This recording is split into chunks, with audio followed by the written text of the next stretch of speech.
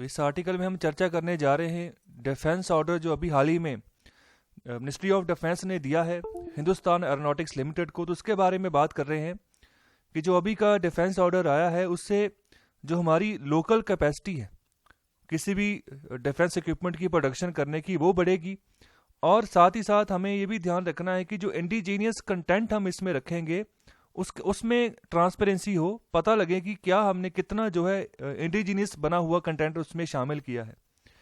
सो कहने का मतलब जब हम ये हवाई जहाज़ बनाएंगे, लाइट कम्बैट एयरक्राफ्ट है तेजस, तो ये बनाएंगे जब, तो इसमें जो हम अपनी घरेलू धरती के ऊपर जो प्रोडक्शन करेंगे, जो कंटेंट उसका बनाएंगे, तो उसका क्या परसेंटेज होगा ये ध्यान में रखना है, और बाहर से क्या इंपोर्ट करेंगे इसका भी ध्यान रखें, और जो है सही जानकारी इसके बारे में मिले, जो कि सही तरीके से आने वाले समय में जहाँ जहाँ पर खामियां रह गई, जिस चीज़ को हमने बाहर से इंपोर्ट किया है उसके ऊपर हम फोकस करें, डोमेस्टिकली उसको प्रोड्यूस करें कम दाम में।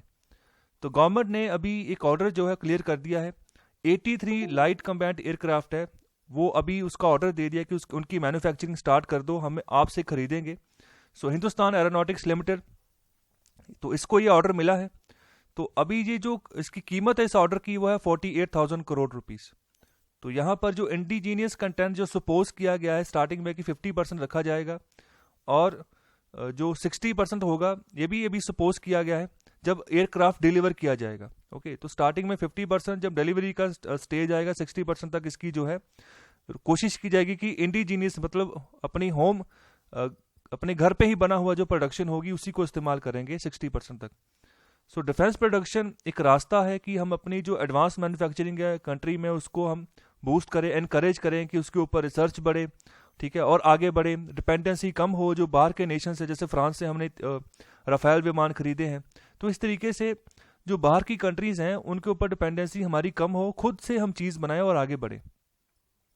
और जो प्रेजेंट ऑर्डर भारत सरकार ने किया है, तो इसी रिस्पेक्ट में जो आने वाले समय में जो हमारा आत्मनिर्भर भारत की हम बात कर रहे हैं, तो उसी के तहत सेल्फ रिलायंट प्रोडक्शन बढ़ेगी और फ़ायदा होगा भारत की इकॉनमी को ही, नौकरियां मिलेंगी लोगों को, आगे बढ़ेंगे, ठीक है, तो और रिसर्च में भी जो है आने वाले समय में फ़ायदा हो सकता है।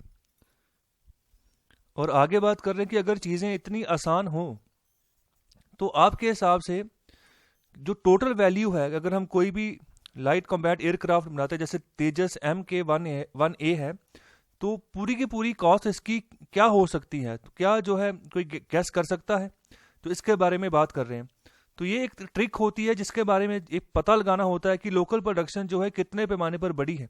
अगर कोई भी भारत से भी अगर कोई चीज़ खरीदता है, चाहे इंडियन कोई भी कंपनी है, कोई बाहर से कोई इंसान जब बाहर से कोई कंपनी है खरीदती है, ठीक है, तो उससे एक यहाँ पर अंदाज़ा लगाने की कोशिश की जाती है कि लोकल प्रोडक्शन का दायरा कितना बड़ा है। ओके, तो इसमें यहाँ पर जो इम्पोर्ट कंटेंट होता है उसको हम हटाकर बात करते हैं, जो इंडिजीनियसली हमने प्रोडक्शन की है उसकी यहाँ पर क्या डिमांड है बाहर में, तो उसके बारे में यहाँ पर बात बोलेगी, तो उस हिसाब से प्रोडक्शन का दायरा बढ़ता है। और तेजस विमान की अगर बात करें तो काफ़ी पुरानी रिसर्च है भारत की इसके ऊपर, काफ़ी समय से काम चल रहा है, लेकिन कभी भी ये अच्छे से डेवलप नहीं हो पाया और बहुत समय लगा इसको अच्छे से डेवलप करने के लिए।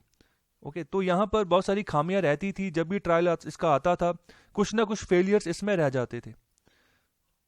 तो आगे एग्जाम्पल लेकर समझा रहे हैं कि सपोज करें कोई भी इंडियन कंपनी है जिसने जितने भी बढ़िया से जो इलेक्ट्रॉनिक सब असेंबलीज हैं, ठीक है, वो बाहर से इंपोर्ट की हैं, जैसे इजराइल से इंपोर्ट कर ली, फ्रांस या US से इंपोर्ट कर ली, और सबको इकट्ठा करके सप्लाई कर दिया हिंदुस्तान एरोनॉटिक्स लिमिटेड को, और अभी जो है वो असेंबली करेंगे और कहेंगे कि हमने जो तेजस बनाया है वो जो है मेड इन इंडिया है।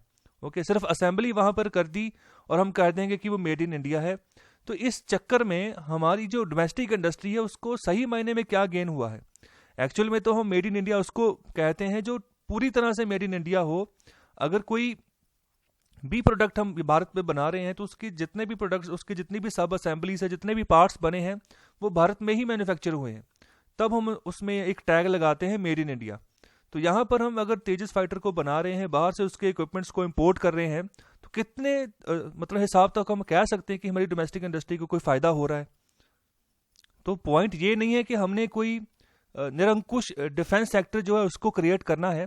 कहने का मतलब है कि इंडिया को बाहर से प्रोक्योरमेंट करनी चाहिए, जहाँ पर जो भी चीज़ हमें बेस्ट मिलती है, सही दाम पर कोई भी चीज़ हमें यहाँ पर इंपोर्ट करने के लिए मिलती है, कॉस्ट इफेक्टिव है, तो वो हमें करनी चाहिए, लेकिन इस चीज़ की क्लैरिटी रखनी चाहिए कि कितना एक्सटेंट जो है हम यहाँ पर फॉरेन कंटेंट जो है यूज़ कर रहे हैं, और बाद में हम कह रहे हैं कि इंडिजीनियसली हम जो है आउटपुट निकाल रहे हैं, मेड इन इंडिया बनाया है। तो इसमें ये चीज़ की क्लैरिटी आप जरूर दो कि आपने इतना परसेंट जो है, अगर एक तेजस विमान बनाया है तो इतना परसेंट इसमें जो है बाहर का जो मटेरियल लगा हुआ है, और इतना परसेंट जो है डोमेस्टिकली प्रोड्यूस किया हुआ है।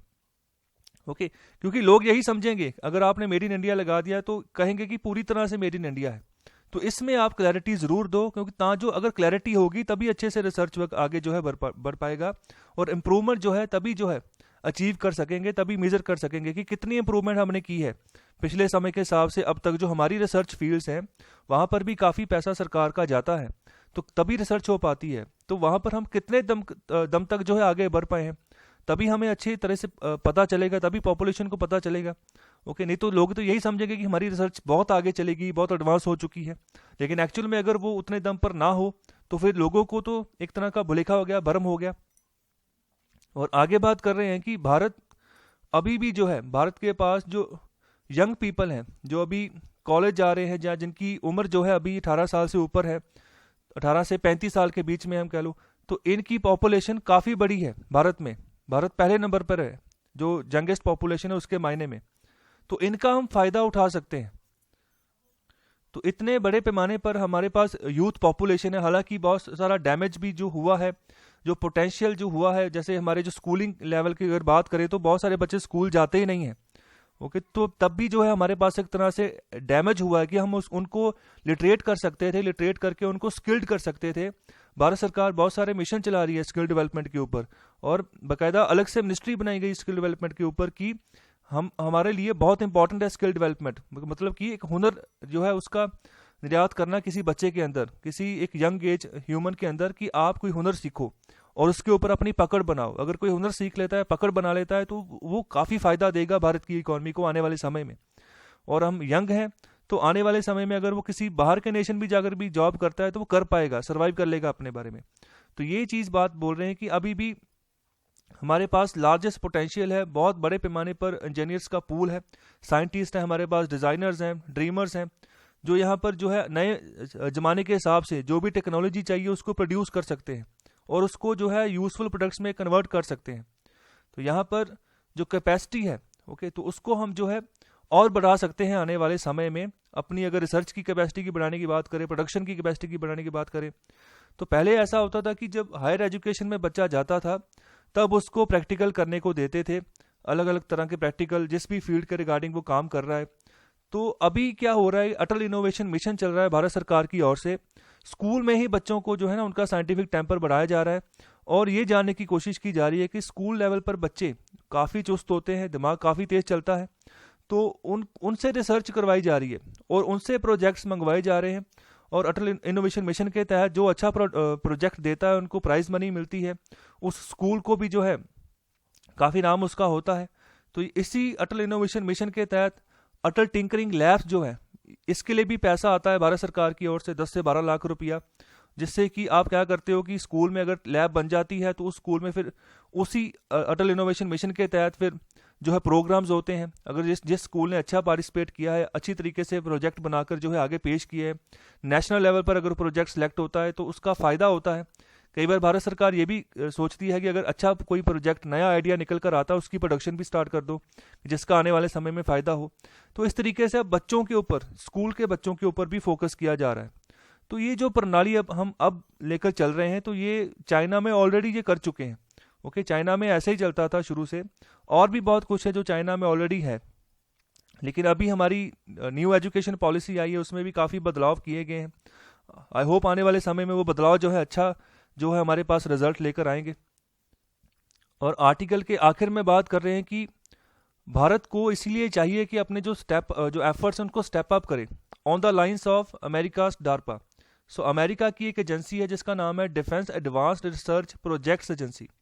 सो ये एडवांस रिसर्च करती है, जो भी प्रोजेक्ट्स इनके पास आते हैं, तो ये मूनशोर जो प्रोजेक्ट्स होते हैं उनके ऊपर फंडिंग करती है, फंडिंग करने का काम करती है कि जो बहुत ज़रूरी प्रोजेक्ट्स हैं उनके ऊपर, और एक अच्छा जो है स्टार्टअप इकोसिस्टम ये डेवलप करते हैं, और इनोवेशन जो है उसमें भी डेवलपमेंट करते हैं, और बाकी का जो अराउंड द वर्ल्ड जो रिसर्च एंड डेवलपमेंट होती है वहाँ से भी बेस्ट उठाते हैं और उनको जो है यहाँ पर यूज़ करते हैं और अच्छे से डेवलपमेंट करते हैं अपनी रिसर्च में, और अच्छा प्रोडक्ट बनाकर पेश करते हैं दुनिया के सामने। तभी इनके जो प्रोडक्ट बनते हैं लोगों का विश्वास भी रहता है, और बहुत सारी कंट्रीज इनसे खरीदती भी हैं डिफेंस प्रोडक्ट।